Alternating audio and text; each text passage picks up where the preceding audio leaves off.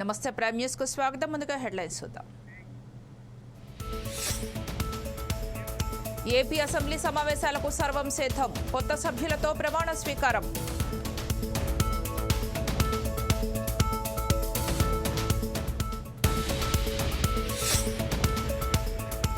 బూడిదగడ్డకు చేయూత, సమస్యలు రావిక.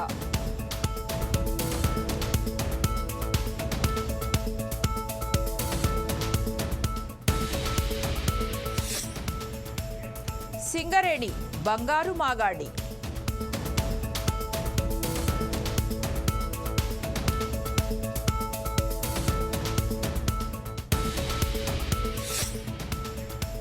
జగన్ వస్తాడా రాడా? అసెంబ్లీకా కోర్టుకా?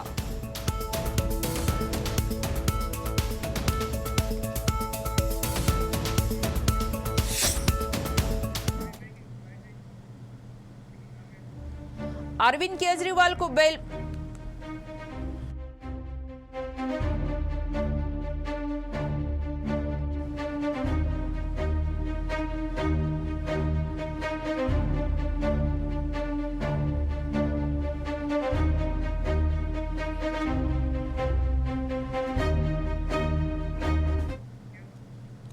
అరవింద్ కేజ్రీవాల్ కు బెయిల్ మంజూరు.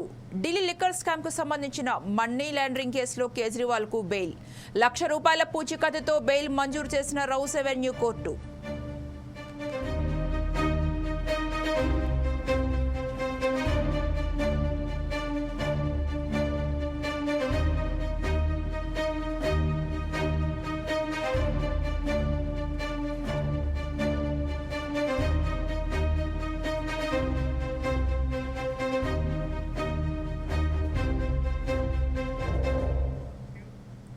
అరవింద్ కేజ్రీవాల్ కు బెయిల్ మంజూరు.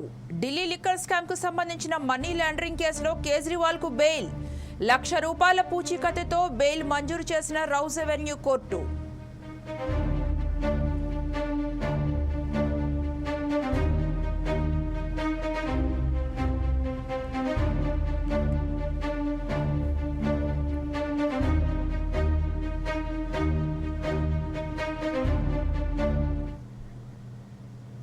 తెలంగాణ ప్రాంతానికి ఉన్న ఏకైక ప్రభుత్వ రంగ సంస్థ సింగరేణి. ఈ సంస్థ తెలంగాణకు తలమానికమని తెలంగాణ రాష్ట్ర ఉప ముఖ్యమంత్రి మల్లు భట్టి విక్రమార్క అన్నారు. సింగరేణి బంద్ అయిపోతే ఆ ప్రాంతంలో ఉన్న వేలాది మంది ఉద్యోగాలు పోతాయని ఆందోళన వ్యక్తం చేశారు.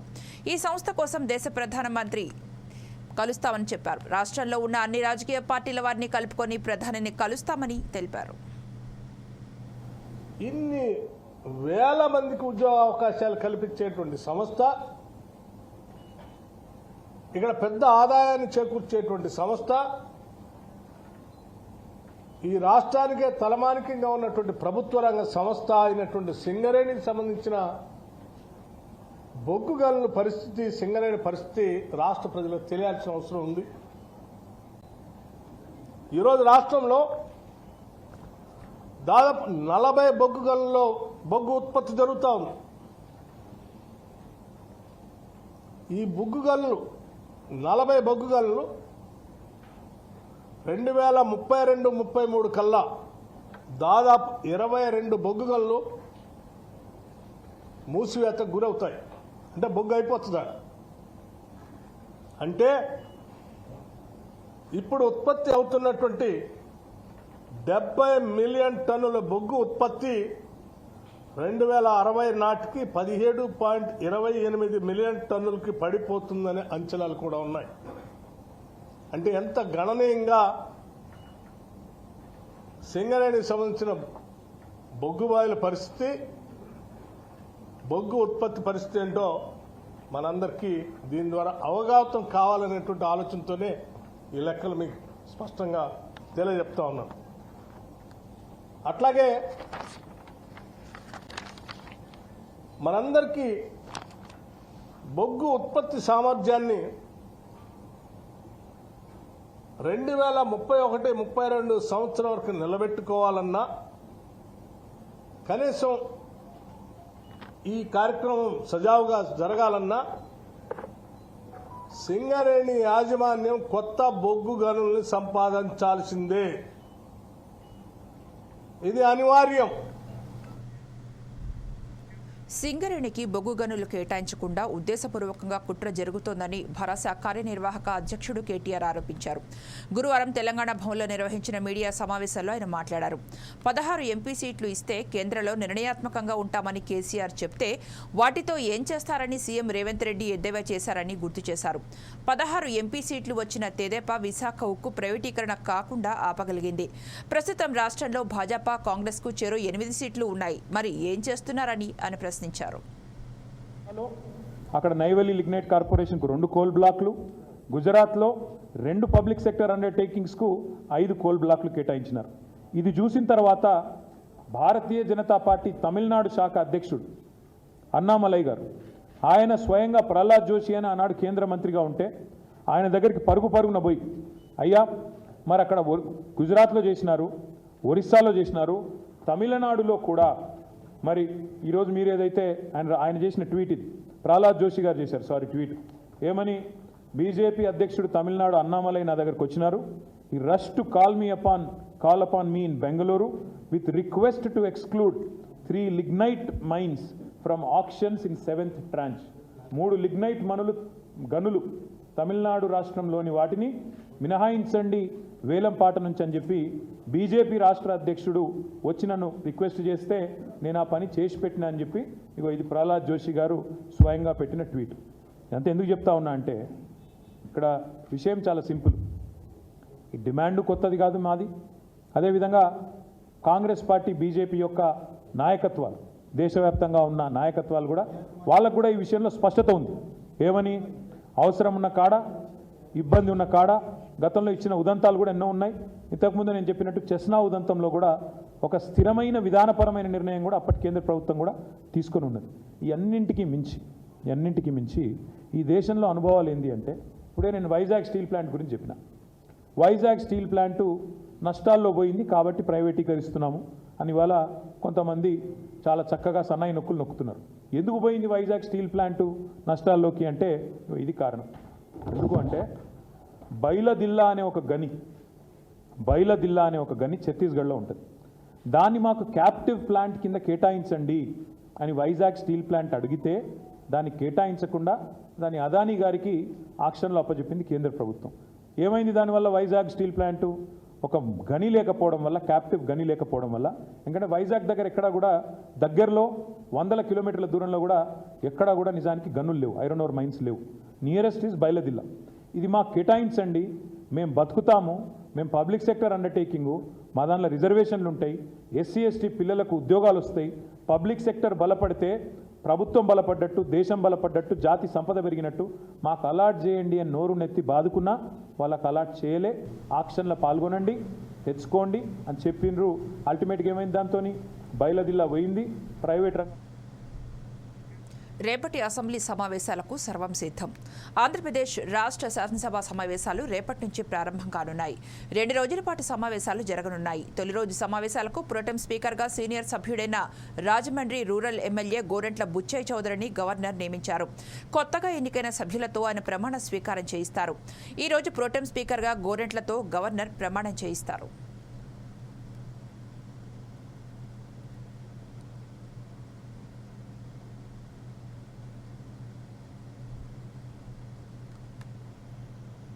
హనుమకొండ జిల్లా పరకాల పట్టణంలో ప్రభుత్వ ఆసుపత్రిని ఎమ్మెల్యే రేవూరి ప్రకాష్ రెడ్డి ఆకస్మిక తనిఖీ చేసి ఉద్యోగుల అటెండెన్స్ రిజిస్టర్ పరిశీలించారు. గత ప్రభుత్వ నిర్లక్ష్యం వలన మిగతా ఆసుపత్రులతో పోలిస్తే ప్రభుత్వ ఆసుపత్రిలో సౌకర్యాలు సరిగా లేక డాక్టర్లు ఇతర ఆసుపత్రులకు పోవడం జరిగిందన్నారు. 100 పడకల ఆసుపత్రి నిర్మాణానికి సంవత్సర కాలం నుండి పెండింగ్ బిల్స్ రాక పనులు జరగట్లేదని అన్నారు. దీనిపై ప్రభుత్వం దృష్టికి తీసుకువెళ్లి త్వరగా నిర్మాణం పూర్తి చేస్తామన్నారు. ప్రభుత్వ ఆసుపత్రి మార్చిరీ గదిని వేరే చోట ఏర్పాటు చేస్తామన్నారు. Compare to other area hospitals చూసినప్పుడు ఎక్కడైతే ఫెసిలిటీస్ ఉన్నాయో మనం చూసినప్పుడు ఇది ఆల్మోస్ట్ ఆల్ చాలా వెనుకబడి ఉన్నది. అయితే దీంట్లో పొరపాటు ఎవరిది అంటే గవర్నమెంట్ కావాల్సిన ఫెసిలిటీస్ ఇవ్వకుండా డాక్టర్స్ ఉన్నారు, డాక్టర్స్ పని లేక అంటే ఫెసిలిటీస్ లేక 4 డాక్టర్స్ అయితే డిప్యుటేషన్ మీద పట్టణాలకు దూరంగా అడవిలో ఉంటూ విద్యుత్ లాంటి కనీస వసతులు కూడా లేకుండా జీవనం కొనసాగిస్తున్న పస్రా పరిధిలో గల బూర్దిగడ్డ గుత్తిగుంపు ప్రజల సమస్యలు తెలుసుకునేందుకు జిల్లా ఎస్పీ సందర్శించారు. వారి సమస్యలను అడిగి తెలుసుకున్నారు. తాగునీటి సమస్య ఎదుర్కొంటున్నట్టు వారు తెలిపారు. తాగునీటి సమస్య తీర్చేలాగా వెంటనే చర్యలు చేపడతామని, అలాగే వర్షాకాలం వస్తున్నందున మలేరియా గానీ ఇతర జ్వరాల పట్ల జాగ్రత్తలు వహించాలని, మందులను అందజేసే విధంగా చర్యలు చేపడతామని ఎస్పీ చెప్పారు. స్వార్థ ప్రయోజనాల కోసం అసాంఘిక శక్తులు గుత్తుకోయ అమాయక ప్రజలకు మాయమాటలు చెప్పి బలి చేస్తున్నారని ప్రతి ఒక్కరూ ఈ విషయాన్ని గమనించాలన్నారు. అసాంఘిక శక్తులకు ఆశ్రయం ఇవ్వద్దని, అలాగే కొత్త తమ గూడాలకు వస్తే వెంటనే పోలీస్ వారికి సమాచారం అందించవలసిందిగా కోరారు.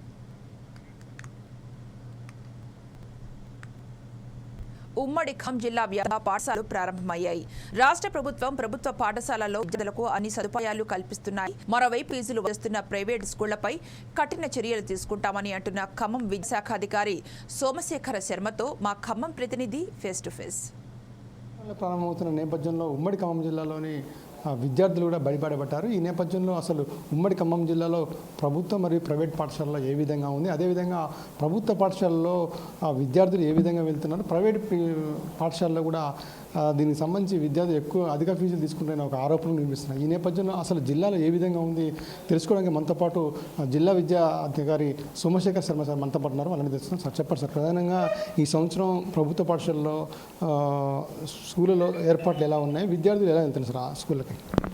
నమస్కారం అండి. ఈ సంవత్సరము చాలా ఎంకరేజింగ్ ఉంది మాకు. ఇప్పటివరకు బడిబాటలో దాదాపు 10,000 మంది విద్యార్థులు మేము కొత్తగా చేర్చుకున్నాము. లాస్ట్ ఇయర్ ఎన్రోల్మెంట్ కంటే కూడా ఒక 10% ఎక్కువ పెంచుకోవాలని మేము చూస్తూ ఉన్నాము. దాదాపు 75,000 వరకు ఈసారి మా ఎన్రోల్మెంట్ ఉండొచ్చు. పోయినసారి 65,000 వరకు ఉంది ప్రభుత్వ పాఠశాలలో, ప్రభుత్వ మరియు జెడ్పీ స్కూల్స్ కలిపి అనమాట.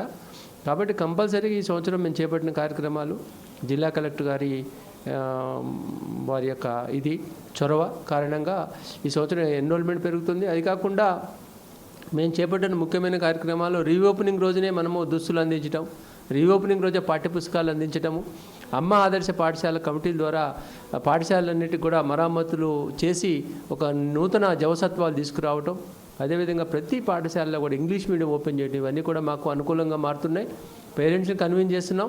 ప్రైవేట్ వైపు కొంత మొగ్గు చూపిన తల్లిదండ్రులు కూడా అధిక ఫీజు భారంతో మా వైపు కంపల్సరీగా వస్తారండి. ప్రభుత్వ పాఠశాలలో గణనీయమైన ప్రగతి సాధిస్తాయండి ఈ సంవత్సరం. ప్రధానంగా చూసినట్టయితే ప్రభుత్వ పాఠశాలలో ఉన్న ఫెసిలిటీ ప్రభుత్వ పాఠశాల ప్రైవేట్ పాఠశాలలో ఉన్న ఫెసిలిటీ ప్రభుత్వ పాఠశాలలో లేవని ఒక ఆరోపణ ఇస్తుంది. అదేవిధంగా బుక్స్ కానివ్వండి, యూనిఫామ్స్ కానివ్వండి అందట్లేదు, కొంచెం ఇబ్బంది పడుతుందని చెప్పి కొంతమంది తల్లిదండ్రులు ఆవేదిస్తారు. దీనికి ఏం చెప్తారు సార్? అది గత పరిస్థితి అండి. గతంలో ఎలా ఉండదు, ఈ సంవత్సరం మాత్రం ఎక్కడ అలాంటిది లేదండి. ఏ పాఠశాలకి కనుక్కోండి, మీరు ఎక్కడైనా ఎంక్వైరీ చేయండి. దుస్తులు అయిందాయి, ఏకరూప దుస్తులు, అదేవిధంగా పాఠ్యపుస్తకాలు అంది, అలాంటి కొరత లేదు. ప్రభుత్వ పాఠశాలలు ఈ రోజున ప్రైవేట్ పాఠశాల ఏ మాత్రం తీసిపోండి, వసతుల సౌకర్యంలో కానివ్వండి, ఇంకా అన్ని రకాలుగా కూడా బోధనలో కానివ్వండి, ఆంగ్ల బోధనలో కానీ ఏ విధంగా తీసిపోవు. ఇంకా నేను చెప్పాలంటే ఇంకా మెరుగైన స్థితిలో కూడా కొన్ని పాఠశాలలు ప్రభుత్వ పాఠశాలలు ఉన్నాయి.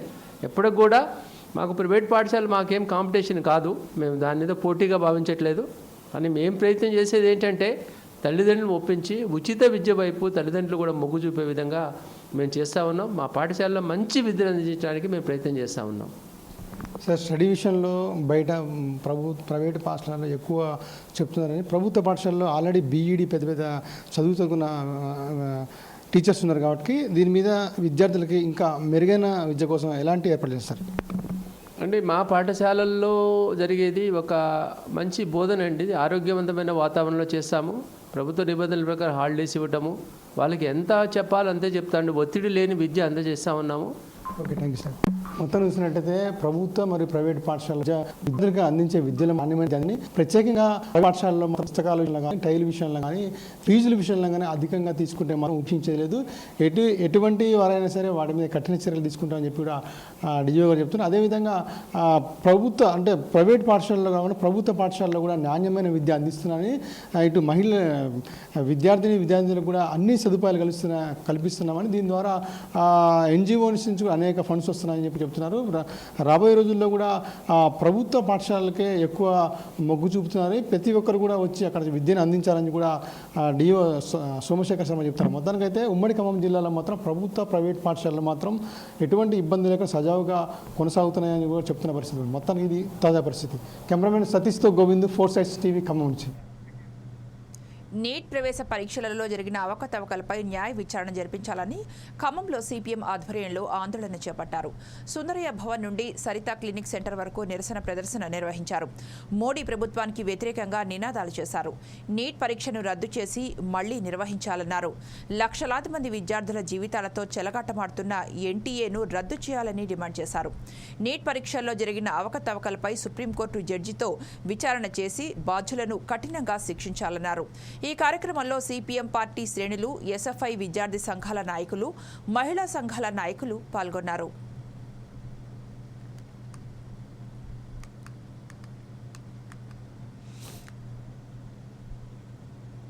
హిమాయత్ నగర్లోని పర్యాటక భవన్లో మంత్రి జూపల్లి కృష్ణారావు ఆకస్మిక తనిఖీ చేశారు. రిసెప్షన్లో ఉన్న హాజరు పట్టిక, బయోమెట్రిక్లు, అటెండెన్స్ పరిశీలించారు. పూర్తి స్థాయిలో ఉద్యోగులు రాకపోవడంపై మంత్రి ఆగ్రహం వ్యక్తం చేశారు. ప్రతి ఫ్లోర్ను పరిశీలించి ఉద్యోగులు, సిబ్బంది వివరాలపై ఆరా తీశారు. ఖాళీ కుర్చీలు దర్శనం ఇవ్వడంతో అసహనం వ్యక్తం చేశారు. సంవత్సర కాలానికి సంబంధించిన అటెండెన్స్ జాబితాను తయారు చేయాలని, హాజరు శాతం, ఉద్యోగుల పనితీరుపై సమీక్ష నిర్వహిస్తానని మంత్రి పేర్కొన్నారు. ఉన్నతాధికారుల నుంచి ఉద్యోగులు, కింది స్థాయి సిబ్బంది వరకు అందరికీ బయోమెట్రిక్ విధానాన్ని అమలు చేయాలని ఆదేశించారు. ప్రజలకు జవాబుదారీగా ఉండాల్సిన అధికారులు విధుల్లో నిర్లక్ష్యం వహిస్తే సహించేది లేదని స్పష్టం చేశారు.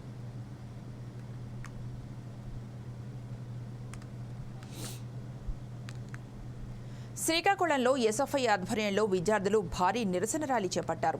నీట్ పరీక్షలో జరిగిన అవకతవకలను వ్యతిరేకిస్తూ చేపట్టిన ఈ నిరసన ర్యాలీ అంబేద్కర్ జంక్షన్ నుండి డే అండ్ నైట్ జంక్షన్ వరకు సాగింది. లక్షలాది మంది విద్యార్థులకు సంబంధించిన విషయమని, నీట్ పేపర్ లీకేజీపై సుప్రీంకోర్టు జడ్జితో విచారణ చేపట్టాలని ఎస్ఎఫ్ఐ నాయకులు డిమాండ్ చేశారు. నీట్ పరీక్షను మరలా నిర్వహించాలని కోరారు. లక్షలాది మంది విద్యార్థులకు న్యాయం చేయాలని డిమాండ్ చేశారు. భారతదేశంలో విద్యారంగాన్ని విద్యార్థులకు చేస్తున్న ఈ ఎన్డీఏ సంకీర్ణ ప్రభుత్వం తీరని నష్టం చేస్తుంది. ఏదైతే దేశ సమగ్రతకు, దేశ ఆవశ్యకతకు ఎంతో అమూల్యమైనటువంటి మెడికల్ విషయంలో మెడికల్ రంగ విద్యార్థులకు తీరని అన్యాయం చేస్తుంది. ఏదైతే national eligibility cum entrance test neat ఎగ్జామ్లో చాలా అవకతవకలు జరిగాయని విద్యార్థులు, బాధిత తల్లిదండ్రులు కోర్టుల్ని, న్యాయస్థానాల్ని మొరపెట్టుకున్నా సరే సమగ్ర విచారణ జరపని తీరు ఈరోజు మన రాష్ట్రంలో, మన దేశంలో ఉంది. అలాగే దీనికోసం స్పందించిన సుప్రీంకోర్టు ఎన్టీఏపై చర్యలు తీసుకోవాలని చెప్తే కేంద్ర విద్యాశాఖ మంత్రి ధర్మేంద్రనాథ్ ప్రధాన్ స్పందించి ఎన్టీఏలో చిన్న చిన్న తప్పులున్నాయి తప్ప మేజర్ ఇష్యూస్ ఏమీ లేవని చెప్పి ఒక స్టేట్మెంట్ ఇచ్చారే తప్ప ఈ రాష్ట్రాలకు స్వయం ప్రతిపత్తినిస్తామని కానీ, ఈ నీటు మళ్ళీ నిర్వహిస్తామని చెప్పి కానీ, లేకపోతే బాధిత విద్యార్థులకు న్యాయం చేస్తామని చెప్పి కానీ ఏ స్టేట్మెంట్ కూడా ఇవ్వని పరిస్థితి ఏర్పడింది. గతంలో కూడా అంతే. మన రాష్ట్రంలో జీవో నెంబర్ 107 తీసుకొచ్చారు. దీనివల్ల మన రాష్ట్రంలో కట్టిన 5 మెడికల్ కాలేజీల్లో కూడా ఫీజులు పెంచారు. గత సంవత్సరం విద్యార్థులు ఎలా ఇబ్బంది పెడితే ఈ సంవత్సరం మెడికల్ కాలేజీల్లో కాదు, అసలు మెడికల్ ఎగ్జామ్స్లో రాసే నీట్లోనే అవకతవకలు చేసినా సరే ఎటువంటి కేంద్ర ప్రభుత్వాలు జోక్యం చేసుకోవట్లేదు. అలాగే నిన్నటికి నిన్న యూజీసీ నెట్ ఎగ్జామ్ ఇలాంటి అవకతవకలు జరిగాయని చెప్పి దాన్ని క్యాన్సిల్ చేసి మళ్ళీ రాయిపిస్తామని చెప్పి స్టేట్మెంట్ ఇచ్చారు. కానీ ఈ నీట్ ఎందుకోసం పట్టించుకోవట్లేదని ఈరోజు భారత విద్యార్థి ఫెడరేషన్ ఎస్ఎఫ్ఐగా మేము క్వశ్చన్ చేస్తున్నాం. కేంద్ర ప్రభుత్వంపై ఒత్తిడి తీసుకురావాలి. లేని పక్షంలో ఇటువంటి కార్యక్రమాలు చేసే వారికి మద్దతుగా నిలవండి తప్ప ఎటువంటి స్పందన మీ నుంచి రాకపోతే మా విద్యార్థి లోకం చాలా నష్టపోతుందని. తమ ఉద్యోగాలు తమకు ఇవ్వాలని వైసీపీ నేతల మాటలు విని మోసపోయామని రాజీనామా చేసిన వాలంటీర్లు అంటున్నారు. మచిలీపట్నం మున్సిపల్ కార్యాలయానికి భారీగా తరలివచ్చారు. మళ్లీ ఉద్యోగాలు ఇస్తే ప్రజాసేవ చేసుకుంటామని కమిషనర్ బాపిరాజుకు విజ్ఞాపన పత్రాలు అందజేశారు. రాజీనామా చేసిన వాలంటీర్ల నుండి అందిన వినతులను ప్రభుత్వానికి అందిస్తామని, ప్రభుత్వ ఆదేశాల మేరకు నిర్ణయం తీసుకుంటామని మచిలీపట్నం మున్సిపల్ కమిషనర్ బాపిరాజు తెలిపారు. ఎన్నికల ముందు మచిలీపట్నంలో 700 పైబడి మంది వాలంటీర్లు వివిధ కారణాలతో రాజీనామాలు చేశారు. వారి రాజీనామాలను ఇప్పటికే ఆమోదించారు. సచివాలయం నుంచి మాట్లాడుతున్నాము, మచిలీపట్నం నుంచి. ఇప్పుడు మేమందరం మున్సిపల్ ఆఫీస్కి వచ్చిన కారణం మేమందరం రాజీనామాలు చేశామండి.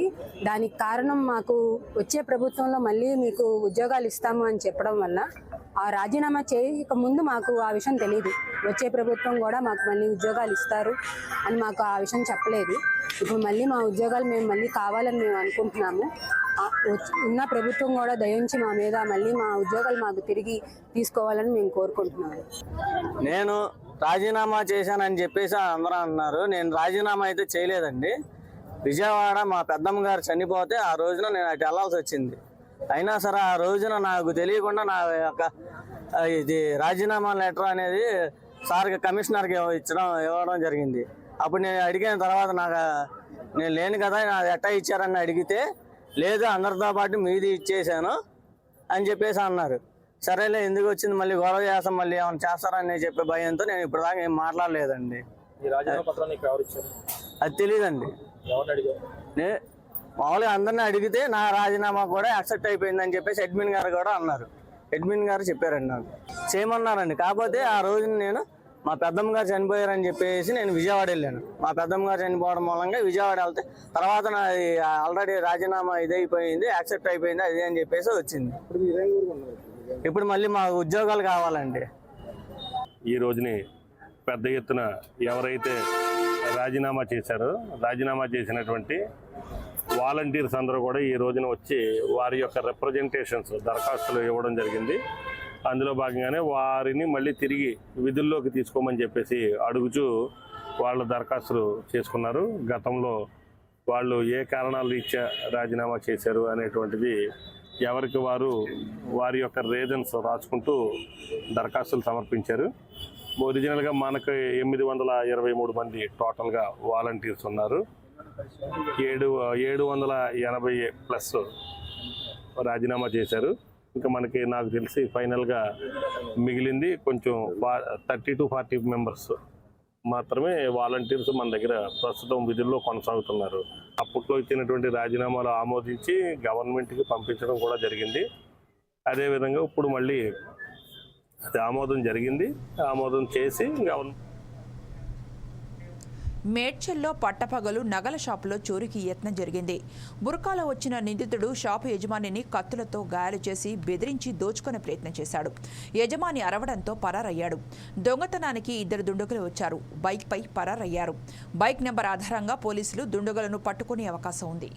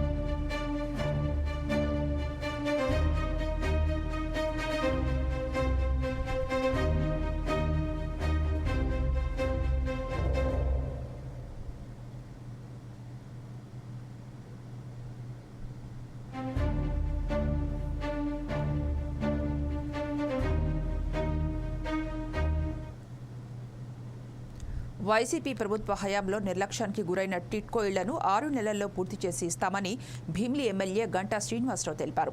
ఆయన పీఎం పాలెం టిట్కో ఇళ్లను అధికారులతో కలిసి సందర్శించారు. 2014-19 మధ్య టీడీపీ ప్రభుత్వం భీమిలి నియోజకవర్గంలో 3,360 ఇళ్లు నిర్మించామని, 2019లో జగన్ అధికారంలోకి వచ్చిన తర్వాత వాటిని పూర్తిగా నిర్లక్ష్యం చేశారని మండిపడ్డారు. టిట్కో గృహాల నిర్మాణం పూర్తి చేయకుండా లబ్ధిదారులకు అన్యాయం చేశారని, ఇళ్ల లోపలికి వెళ్లే పరిస్థితి లేకుండా వైసీపీ ప్రభుత్వం వారి పట్ల దారుణంగా వ్యవహరించిందని మండిపడ్డారు. త్వరలోనే దీనిపై సమీక్ష నిర్వహిస్తానని చెప్పారు. రాష్ట్రంలో హౌసింగ్కు మొదటి ప్రాధాన్యత ఇవ్వడమే కూటమి ప్రభుత్వ లక్ష్యమని, 6 నెలల్లో ఇళ్లు పూర్తి చేసి అందజేస్తామని లబ్ధిదారులకు హామీ ఇచ్చారు. వీటితో పాటు సినీ ఇండస్ట్రీ వాళ్లు నిర్మించిన వాటిని కూడా నిజమైన లబ్ధిదారులకు అందజేయడం జరుగుతుందని ఆయన చెప్పారు. ముఖ్యమంత్రి గారు మళ్ళీ ఏదైతే మన హయాంలో మొదలుపెట్టి అసంపూర్తిగా ఉన్నాయో అవన్నీ కూడా కంప్లీట్ చేయాలి. లబ్ధిదారులకి 6 నెలల్లో అన్నీ కూడా ఇన్ఫ్రాస్ట్రక్చర్ ఫెసిలిటీస్ వాళ్ళకి అన్నీ కూడా కంప్లీట్ చేసి అవి మొత్తం కూడా వాళ్ళకి హ్యాండ్ ఓవర్ చేయాలని ఆదేశాలు ఇవ్వడం జరిగింది. అందులో భాగంగానే ఈరోజు మన భీమిలికి సంబంధించి ఇక్కడ బక్కరపాలెం ఏదైతే హౌసింగ్ ఉందో ఈ ప్రాంతం చూద్దామని చెప్పని రావడం జరిగింది. అధికారులు కూడా మొత్తం అన్ని డిపార్ట్మెంట్ సంబంధించి లోపల జరుగుతున్న వర్క్ స్టేటస్ కానీ లేకపోతే ఏం చేయాలి, దానికి అంతా బ్యాలెన్స్ అమౌంట్లు ఉన్నాయి, ఏ విధంగా ఆగిపోయినా ఇవన్నీ కూడా డీటెయిల్గా చెప్పడం జరిగింది.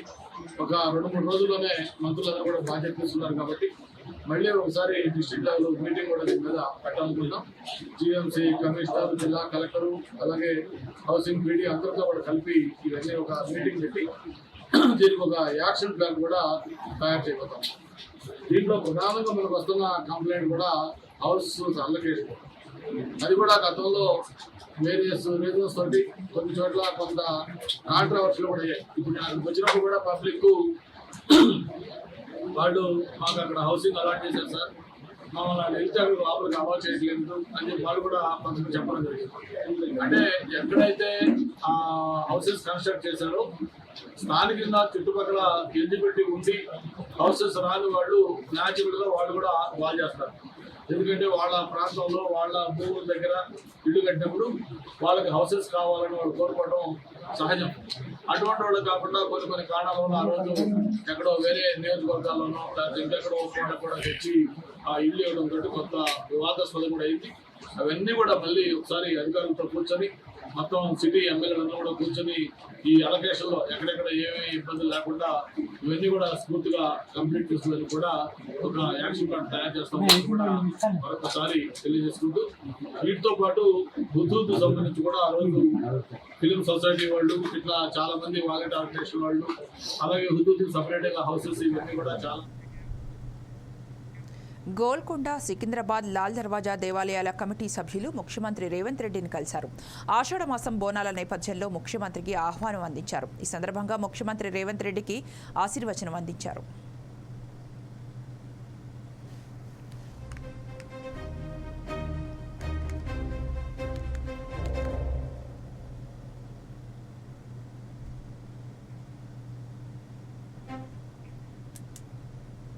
ములుగు జిల్లా మంగపేట మండలంలోని గోదావరి కరకట్ట పనులను ములుగు జిల్లా కలెక్టర్ దివాకర్ పరిశీలించారు.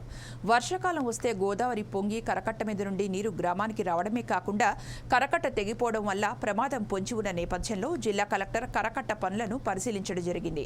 వర్షాకాలంలో ఎటువంటి అవాంఛనీయ సంఘటనలు జరగకుండా ముందస్తుగా జాగ్రత్తలు చేపట్టాలని అధికారులకు జిల్లా కలెక్టర్ ఆదేశాలు జారీ చేశారు. కరకట్ట పనులు త్వరగా పూర్తి చేయాలని, అంతేకాకుండా చేసే పనులు క్వాలిటీతో చేయాలని కలెక్టర్ అన్నారు.